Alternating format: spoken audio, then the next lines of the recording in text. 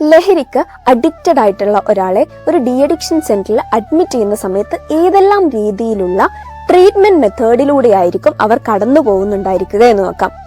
ആദ്യം തന്നെ ഡീടോക്സിഫൈ ചെയ്യുകയായിരിക്കും ചെയ്യുന്നുണ്ടായിരിക്കുക. അതായത് മിക്ക ആളുകളും ലഹരി ഉപയോഗിച്ചുകൊണ്ടിരിക്കുമ്പോഴായിരിക്കും ഒരു ഡി അഡിക്ഷൻ സെന്ററിൽ വന്ന് അഡ്മിറ്റ് ആവുന്നുണ്ടായിരിക്കുക.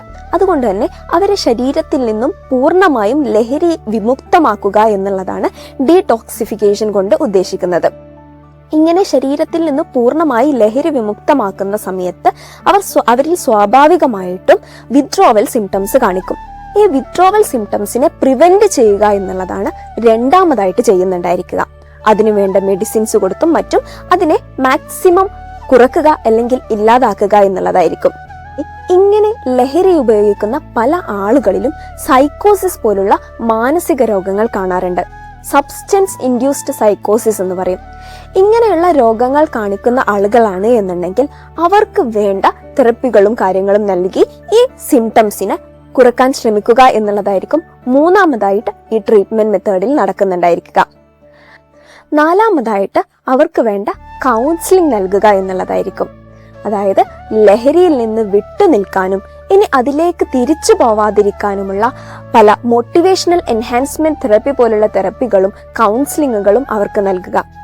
ഈ ലഹരി ഉപയോഗം കാരണം അവരെ മാനസികപരമായും ശാരീരികപരമായും സാമൂഹികപരമായും എത്രത്തോളം അത് ബാധിക്കും എന്നുള്ള ഒരു അവബോധമൊക്കെ ഈ സെക്ഷനിലായിരിക്കും അവർക്ക് നൽകുന്നുണ്ടായിരിക്കുക. അഞ്ചാമതായിട്ട് ക്രേവിംഗ് മാനേജ്മെന്റ് ആയിരിക്കും. ലഹരിക്ക് അഡിക്റ്റഡ് ആയിട്ടുള്ള ഒരാൾക്ക് അത് നിർത്തുന്ന സമയത്ത് സ്വാഭാവികമായിട്ടും അതിനോട് വല്ലാത്തൊരു ആസക്തി ഉണ്ടായിരിക്കും. ഇതിനെ എങ്ങനെ മാനേജ് ചെയ്യാം എന്നുള്ള കുറെ ടെക്നിക്സും കാര്യങ്ങളും അവരെ പഠിപ്പിക്കുകയും അത് ട്രെയിൻ ചെയ്യുകയുമായിരിക്കും ഈ ഒരു പ്രോസസ്സിൽ നടക്കുന്നുണ്ടായിരിക്കുക. ഇത്രയും പ്രോസസ്സുകൾ സക്സസ്ഫുള്ളി കംപ്ലീറ്റ് ചെയ്ത ഒരാളാണ് എന്നുണ്ടെങ്കിൽ അവരെ അടുത്തതായിട്ട് ഡിസ്ചാർജ് ചെയ്യുകയായിരിക്കും ചെയ്യുന്നുണ്ടാവുക.